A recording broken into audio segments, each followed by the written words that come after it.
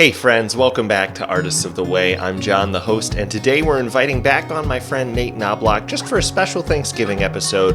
He had some thoughts about gratitude and such in the Christian life that we wanted to talk through. So we're going to talk about just that. What is that role in our life as Christians? What is the role of gratitude as artists? How can that help us with different things like our ego, when we're feeling nervous about our art, when we feel like we need to overwork ourselves? We have a really interesting discussion, just with a lot of different things about how does that affect us as Christians and as artists. It's quite interesting. I really enjoyed the discussion. I'm excited to share it with you guys, so thanks for listening. I found out that the Minecraft movie is apparently going to be it's been directed now, by the guy who directed Napoleon Dynamite and Not Children. Really? So now I'm much more intrigued by that. Did you see the second trailer for that? I did. That looked more legit. It did look more legit. And I saw behind the scene things that was like, oh, this isn't all green screen. They actually built sets for this. I know, that was shocking. I'm like, I know. I'm very like... Looked like green screen the movie. It did. That one I've actually, even since the first trailer, I was kind of like, I know this looks like it's the worst thing ever. I wonder if that's intentional. How would it be intentional? Well, it's called a Minecraft movie. Uh-huh. So that to me feels like the people creating it are aware that it's kind of weird to do a live action Minecraft movie. I saw an explanation for that. Yeah. Is that the director or whatever said that they're not trying to make the definitive Minecraft movie. Okay. And like, because Minecraft is so huge and you can have so many adventures there. Right. This is just... like, you can do it so many ways. Okay. This is just one thing, a Minecraft I see that. movie. But yeah, I don't know. It feels like it has more artistic something underneath it than the How to Train Your Dragon live action remake. I guess it... Which is weird, because if you were to tell me, like, on page, I'd probably be like, I feel like the How to Train Your Dragon one would have more at least something. The Minecraft one's original then, right? I guess. I don't know. I just feel like the people behind it are trying to do something interesting and creative with it. Whereas just seeing the same, like, How to Train Your Dragon shots in live action that were just in animated, then it feels to me like you're not taking it and trying to do something with it. You're just copying it so that you can have a live action version. Right. Which is maybe not what they're doing. Those are iconic shots. But people do that, though, because that's what The Lion King was, right? Right, it was. And I don't know. I'm skeptical. Mm-hmm. Yeah. Anyways, maybe we'll jump into the middle of that. To be like, we're going to start by talking about How to Train Your Dragon in Minecraft. Yep. That's the vibe. That's art. They might be art. Could be bad art. Could be horrible art. Horrible commercial art, which a lot of the art that we revere now was horrible commercial art of its day. So I don't know if it was horrible, but I don't know. Like, there was just commercialism in art was like a big thing. Like the Sistine Chapel was just a big giant paycheck for Michelangelo. It is like, he had passion disillusioning behind when you it, go there. Yeah. I've heard that you like look up and there's like on one of the goblets there's like a Coke logo and it's like, come on, Michelangelo. What? Yeah. Come on, Michelangelo. Yeah. I totally believed you for like 0.5 seconds. I was like, somebody just went up there and slapped a Coke logo on there? So what was the commercialism? Oh, I don't, just like, well, I mean, religious art was like, that was what people would pay for, was religious art. Okay. Now my mind was kind of like on sponsorship. Oh, that's fair. Come to my booth where I sell thimbles. Well, there was that with Gladiators. Gladiators were sponsored. Oh, I forgot that. Yeah.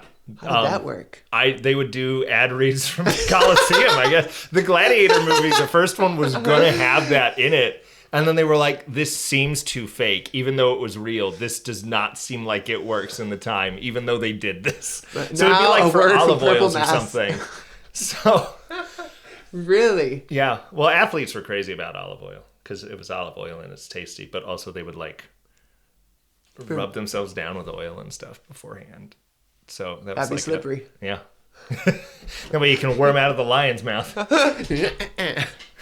And then they'll be satisfied with the taste of olive oil, and it'll be great. And they're like, oh, wait a second, he's gone. Oh, dang it. No Christians for me today.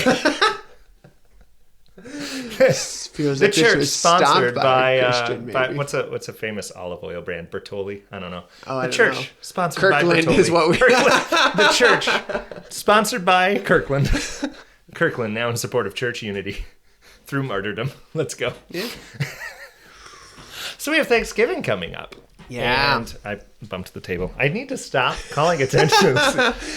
I'm tapping the table. Oh yeah. But so Thanksgiving is coming up, and you were talking about this Chesterton essay, which you read me a little bit of Yeah. prior to. So, do you want to read just a little bit of that, and then talk about what your thoughts were on that recently? When did you like read this? Was this super recent, or was it like? I've kind of been like slowly working my way through his Orthodoxy book, which is like kind of his mere Christianity. Like, this is what I think Christianity is, and this is how I got there, sort of thing. Which we know is Catholic, so it's no, it's not heretical. I think he wrote this before he was Catholic. Oh, okay. Yeah. What did he start? Did he start out as something and then move Catholic? I think he was Anglican. Love it. As it should be.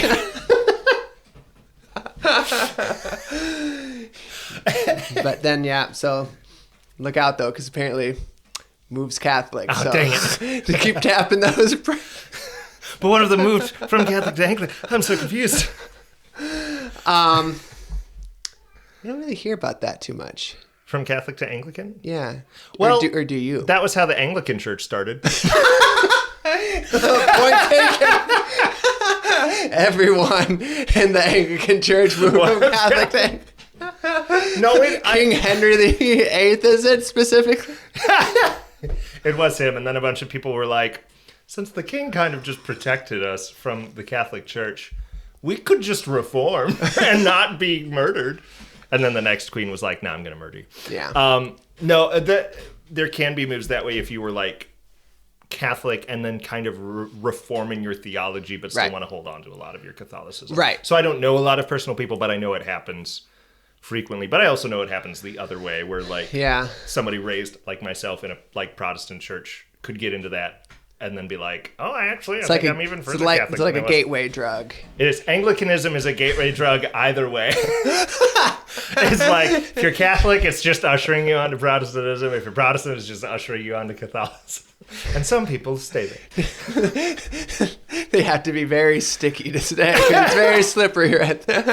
This is just such a horrible... every podcast, let's just do a reductive... Offend a different denomination. Let's just describe a denomination in a really reductive way. Yeah. I've enjoyed Anglicanism through you. Like when I've gone to your church. No, yeah. Great. No, I just thought the phrasing was that. It's like, I appreciate that from a distance by just you. That's not what I meant. I enjoy marijuana through you. I like hearing your stories about it. It's an Anglicanism the elevated time. Buzz. What's that? That's when, like, if somebody's like smoking marijuana, but you like are in the near vicinity, them? then you might get a contact buzz because you're inhaling it, but you're not like huffing it. Okay. So the only contact buzz I get is when somebody rings my phone. That's a contact buzzing me. That is the right contact buzz to get, in my opinion. So Thanksgiving and Chesterton. Chesterton is all about gratitude. Mm-hmm. I feel like he's someone that highly values wonder, and he really associates you get to wonder through gratitude because the world was made by someone, and it's like amazing that it was. That's a bit what he talks about here that I wanted to look at is that like the world, basically things didn't have to be how they are. He doesn't believe in just like natural fatalism. This led to this, led to this. He thinks that's just like ridiculous. And if something is happening, then it didn't have to have happened. If someone made it happen, it didn't have to have happened that way. So he believes in magic more than just things happening over the natural course. Yeah. Like he'd sooner say that like a sun rising was magic that God just chooses to do like over and over.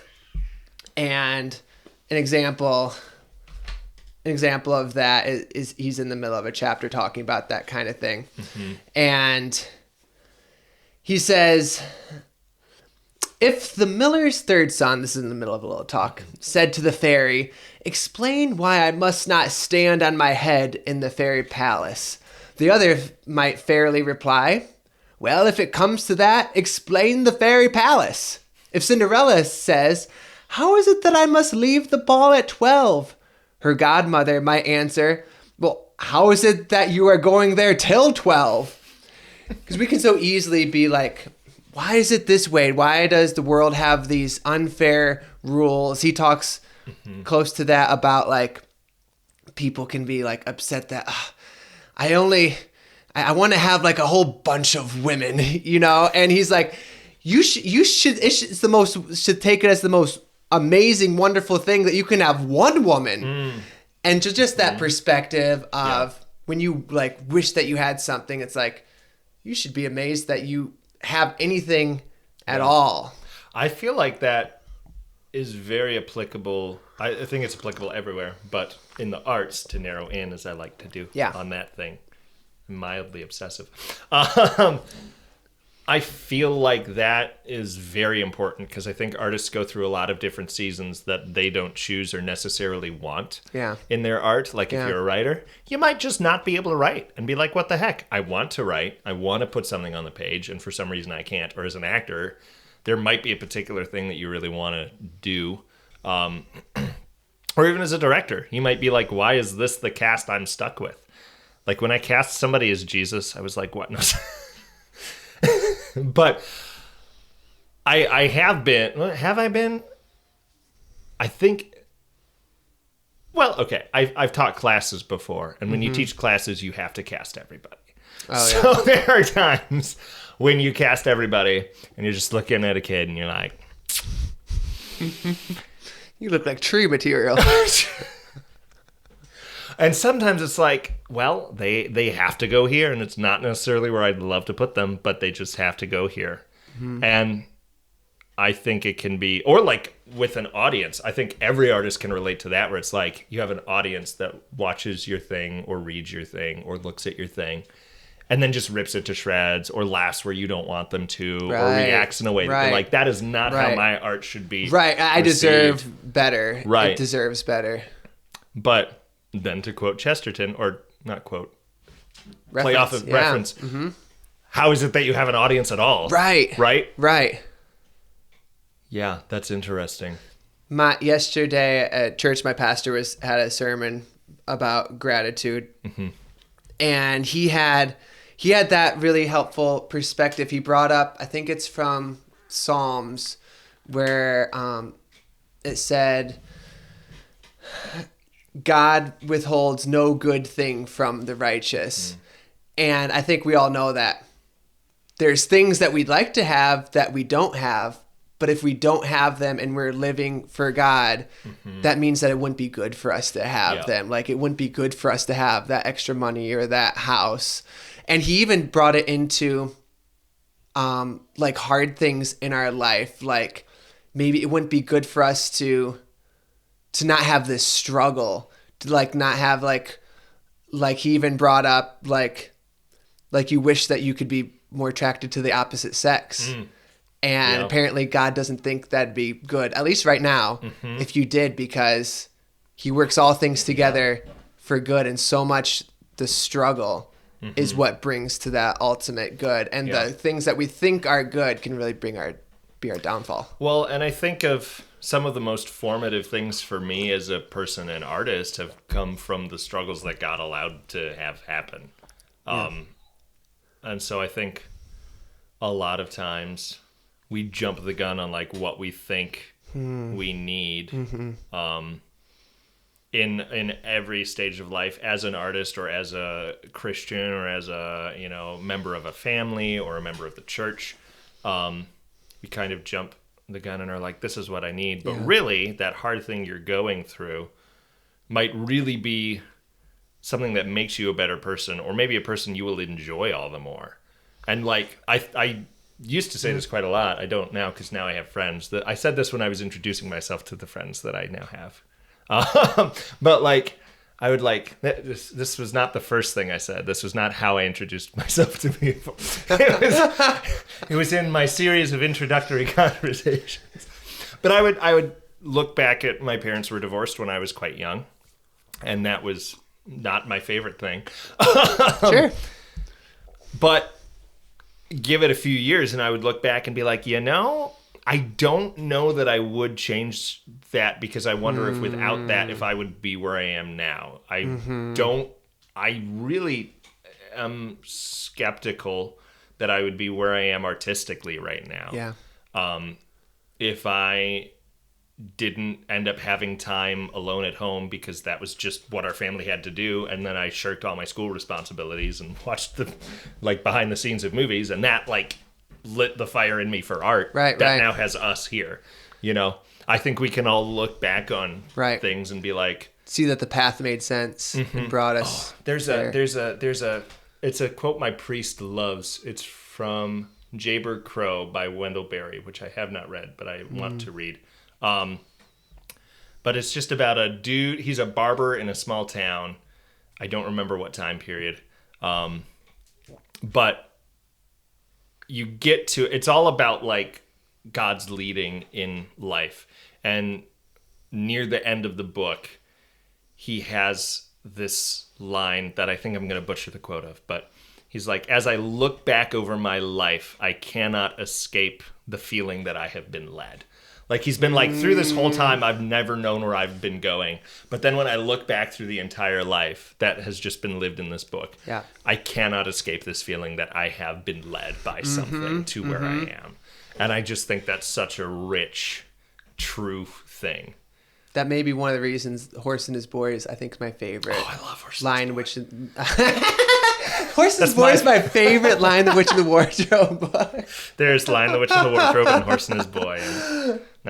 And Horse and His Boy is the better. It's the better Lion, the Witch in the Wardrobe. Get rid of Lion, the Witch in the Wardrobe. They should call it The Horse and His Boys. Wardrobe. The Horse and His Boy and His Wardrobe.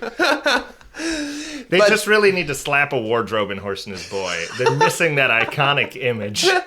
The audience won't buy tickets if they're not seeing that wardrobe. Where's the good word carving in this book? I came to this children's story for some intricate craftsmanship that leads me to a magical world. And all I've got is the magical world. Where's the intricate craftsmanship? That's what Tolkien said. Tolkien never gave that guy a break. First he's Anglican, then he puts Santa Claus in his fantasy world. But that is like the message of Horse and His Boy, how like Shasta has this terrible life as a orphan, and these things keep on happening, and he says like, and we keep running into these lions. Like, most people don't even encounter one lion in their life. We keep encountering them at like every corner. And then he's talking to Aslan, and it's like, I was that lion. And I was doing these things for you when it was seeming scary and dangerous. That was me doing these things to protect you. That's one of my favorite passages. It might be my favorite passage in all of Narnia. Maybe not in all of Lewis's stuff, but definitely in all of Narnia. Yeah. I think that is at least top 5. I love that. Yeah. It makes me think of Job, too, which Job is even more mysterious in its ending. Yeah. Where you don't even get an answer. Although I can't remember what this take was from, but I thought it was interesting. Because I at least have read Job often as God just saying you don't need to know the answer. I think that is partly true, but I think there was I think I just saw it on Instagram, so I have no idea where it was. But it was somebody on a podcast was like, also the point that God is making is that he's there, because God does show up to be with Job and answer Job. His answer is just, I am God, but also the answer is God's present. Yeah. But also there's no why. It's an answer that avoids the question Job is answering. Here's the more important. That kind of comes back to the Chesterton of, well, why should you have a God who's with you and paying attention to you instead of why are these bad things happening to me? And I think a lot can be said about just what are we putting our attention on. One of the tools Shay had been given in therapy in dealing with like depression and mental health things is creating a gratitude list. And that's a frequent thing therapists will give people who are struggling with depression of like, hey, yeah, maybe you have a chemical imbalance and you can't fix all these things. But in a moment, a tool you can use to fight that is just be like, okay, I'm just going to focus on what are things I'm thankful about right now. And just help me get through this moment by just being like, this thing is good, and this is good, and this is good. So then when our perspective is on God, which is the ultimate good thing, that's dope. That gets us through a lot. Yeah. You know? Yeah. Not all. I mean, I don't think it's a cure-all because obviously you can be looking at God and then like the psalmist be like, but where are you? You know? Yeah, and even Jesus had Right. those moments himself, and he wasn't sinning in those moments.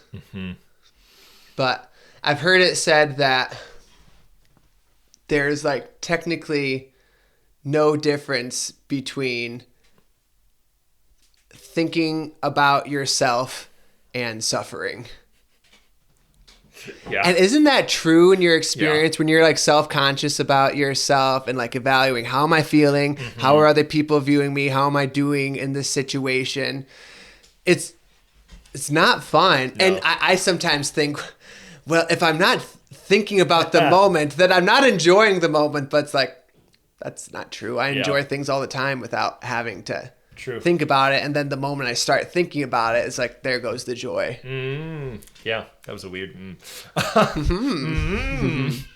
No, I think that really resonates.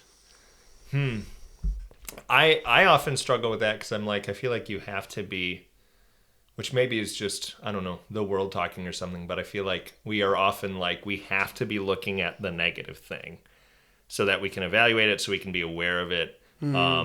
For myself, this comes out in like, if I want to live a holy life, I should constantly be examining myself and my pitfalls. Right. But recently in like the last couple of years, I feel like God has led me more to be like, I'm actually perfectly capable, John, of taking care of your holiness. Man. I'm like, what? And he's like, if you just kind of, it's, I don't know if I have time to get into like a big theological. It's Romans 6-9, but there's the whole talk of like dying to sin and like, you are a new man. And when you're like living and focusing on the flesh and thinking about the flesh and living as one in the world, then that's not good. But we're rather to live as those redeemed by Christ and just trust the mystery of that and focus on that.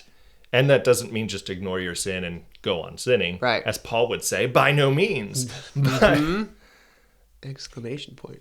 He loves. Paul would text in all caps. What?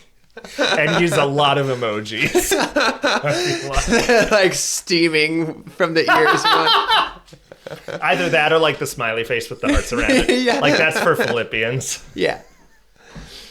Oh man, I can so resonate with it. I feel like that's been kind of the struggle of my life, but I've been being married and having a wife has helped me focus on the falsehood. That's great. It's great to have an outside view. Yeah. Which the church can serve as well, I think, if you're like... Yeah. Like, I don't think that exclusively has to come from a marriage partner. No, but the idea of you don't need to be concentrating on yourself and what you do in order to be good. And that takes like faith in God to do the work. Because I was like, it makes no sense to me. How can I be good without me trying to be good? And when I'm trying, I'm being self-conscious. And when I'm...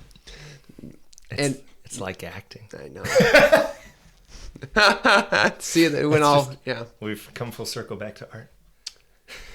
Yeah, no, I talk about that a lot, that time in Godspell, because it fed right into this, and probably I haven't talked about it on the podcast, though. Because we had that moment in rehearsal for Godspell where it was Jesus in like the agony in the Garden of Gethsemane. Don't hurt yourself, kid. And I remember I really like put myself into it. And I was like, this is some good acting here.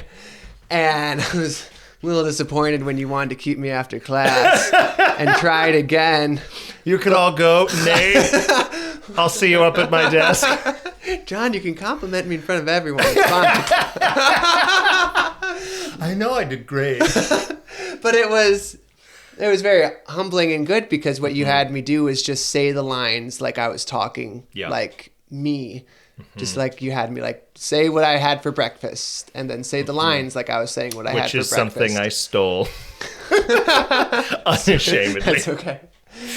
And it was one of those disappointing and relieving things in that, I'm better when I'm not trying, and because I want my trying and my acting to be really good because I put myself into it and my effort. I want it to be good, but you were teaching me that it's better if you just act natural and be yourself, and that's like, that doesn't seem like it could be true. There's no way that me myself am good enough.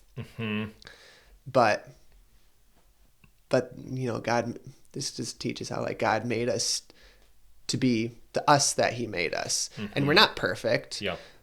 But the usness that he put into us that he loves, he put that there for a reason. Yeah. No, I love that. I love the phrase, the disappointing relief.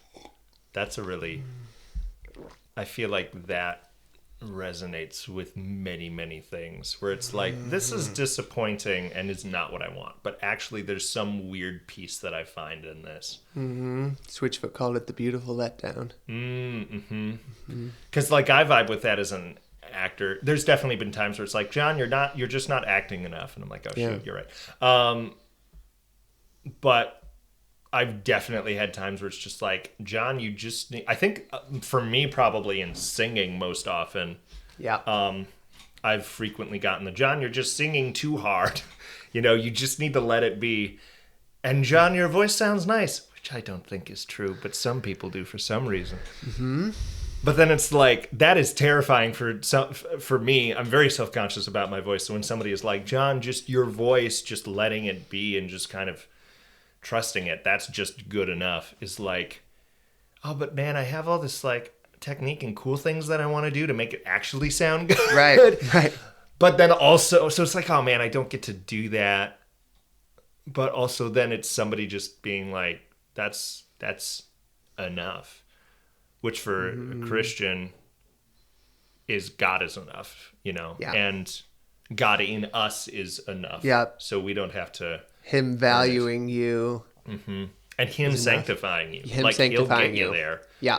And I think that's part of our role as the church, which maps to artists as well, right? Like if you're doing a collaborative art, you want to keep each other accountable. You want to make it better, right? So as the church, like if I'm going through life and like mostly trying to focus on God, but then this giant sin issue comes up that for some reason I'm not noticing.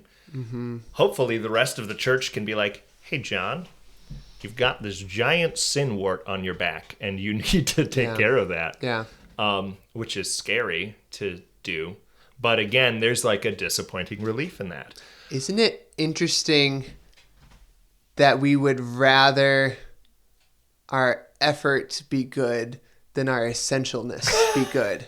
Yeah, we want to earn it. Well, we want to be God. It's like that same essential fall. We want to be like able to achieve the thing, and we just can't. But just the way we are is pretty nice. Right. And so what's that part of us that wants to achieve it? What's behind that? Oh, there's probably a lot of different things for different people. What is it for you? Well, I think it comes down to pride, right? I think it could be pride. I think it could also be fear or anxiety. For sure. Which because you don't believe that the unus by itself is enough. Right. And there comes a not trusting in God. Yeah. To do the work and that he made something good. Right. Or like trusting in others. So it's like, well, I have to because I'm the one who can. It's probably different for everybody depending on like upbringing and temperament. For me, definitely, I think pride is part of that. Like anytime I'm playing a role, I'm like, I don't need it to be better than anybody else, but I want it to be super unique. And Oh, yeah. I want to make it unique. Yeah. Whereas it will just be unique by me playing the role Right. in a very simple way. Right. But I'm always like, what's the John spin on this? And the John spin on it is that it's John. But I want to be remembered as having done something cool and unique, you know? Mm-hmm. Whereas for other people, which I have some of this too, it could be like, I'm terrified that I'm not good enough for this. Right. And so I have to prove and earn it, which again, I think could be connected to pride in some sense, kind of in Lewis's description of like, it's like self-focused. Yep. I was just thinking of when Lewis talked about how a lot of our good attributes are just because of our good digestion, is what he calls it. Is basically, it's just something inbuilt in you that maybe you're not tempted in a certain way, but it's not because of you. You just weren't built to be tempted in this way. And so it's kind of like not so fun if that we can't take credit for our digestion. Yep. And so it just brings it back to not taking credit. Which sucks as people. I feel like we want, and as artists, because I feel like the ego for an artist is such a tricky thing to master. And to some extent, I think the things that can lead to an ego are not necessarily bad. Advocating for your art, knowing the worth of your art, you know, being able to create something and be like, this was good, or this was great. Like, I know this can stand up to here. Especially because a lot of times you might be the person who has to fight for your art, you know? A lot of those things can be good, but then that can turn into this terrible egotistical monster or inferiority complex monster, the other side of that coin, which I feel like comes from that same thing. But then the lie is that we'll be happier if we get what we want, we get the credit. But we were just talking about how Hollywood actors are the happiest people on earth because they have but that the focus on the self. Have you had it when you have like achieved something good and people have lauded you for it, and it's like, that's what I wanted, and it feels pretty empty? I'm trying to think about when I have. Well, yeah. It doesn't satisfy. You just need another hit in another minute. I know. Like, well, I've done kind of a lot of my artistic dream projects, you know. I've now played Quasimodo and Hamlet, which are two pretty dope things to have on a resume. For sure. And were two of my dream roles, like probably my top two. Wow. I know. I'm so blessed in that. I'm so blessed. And at your young age, too. I know. It's crazy. I don't... it floors me. It honestly does. And then getting to do Godspell. Like, those are three things that, like, wow, amazing.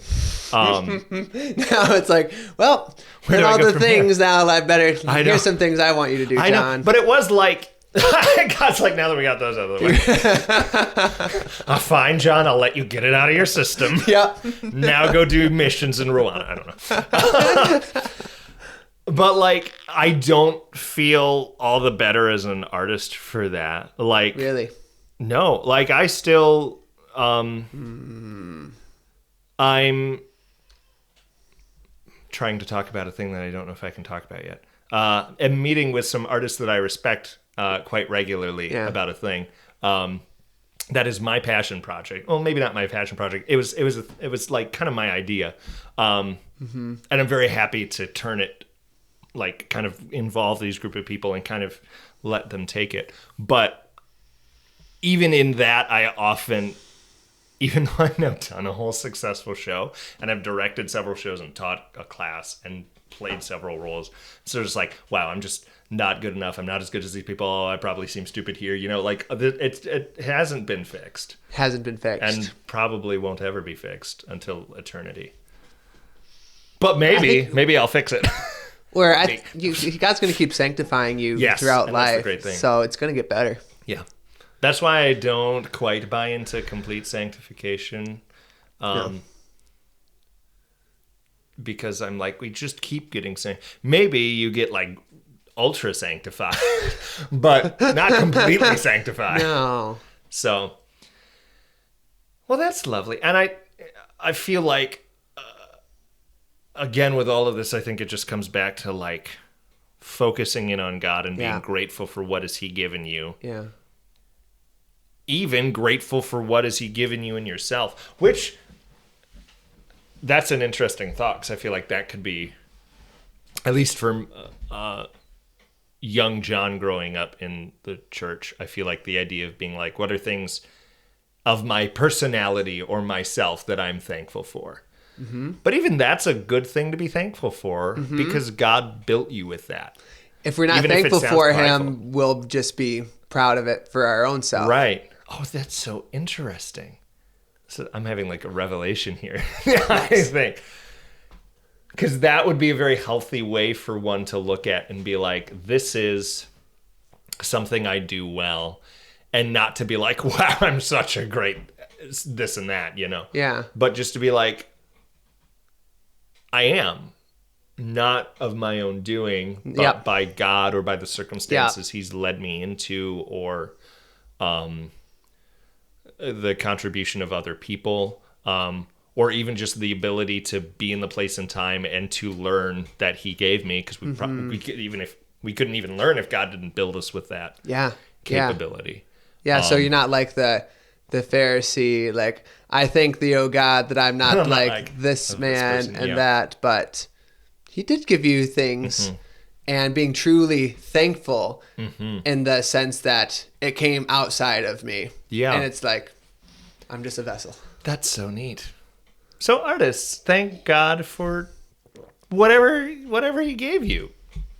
Because artists are great. Artists are skilled. Artists are amazingly talented. Yeah. And we don't need to downplay that. But we received it from God, and we can own it, that it is in us, and it is like ours, not in a possession sense, but in the sense of like, this is part of who we are. And you have responsibility to do something with it. It's like in Exodus, when God gave a special skill and artistry to those dudes to make the stuff for the tabernacle. I love that, because it's like, talking about the artist. You know, but it's like God gave it to him for a purpose. And so we should. And then they created something so beautiful that they wrote down the exact like details of it to the point where you could probably recreate it, because it was such a great work. Weren't those written down before they made it? Weren't those like the plans? Wait, maybe I'm thinking about the temple. No, I'm getting my God dwellings mixed up. The ones in Exodus are plans, but I think there's ones in either Samuel or Kings that is Really? a description of what was made. I think it's Kings, because I think it's after Solomon builds the temple. But there's a chapter or two that's just a description of the temple that was the built. Pomegranates. And there's some pillars. wood from Lebanon. Yeah. That's where all the good wood comes from, You know. according to the Bible. So you can't. The Lorax is standing on all these stumps in Lebanon. God took these from me. I speak for the trees. What kind of peeve did you, God, for telling everybody our wood was so great? That's awesome. You could tell he was really mad because that didn't even rhyme. This is why I'm not the poet of the family. No, I didn't rhyme either. That's fine.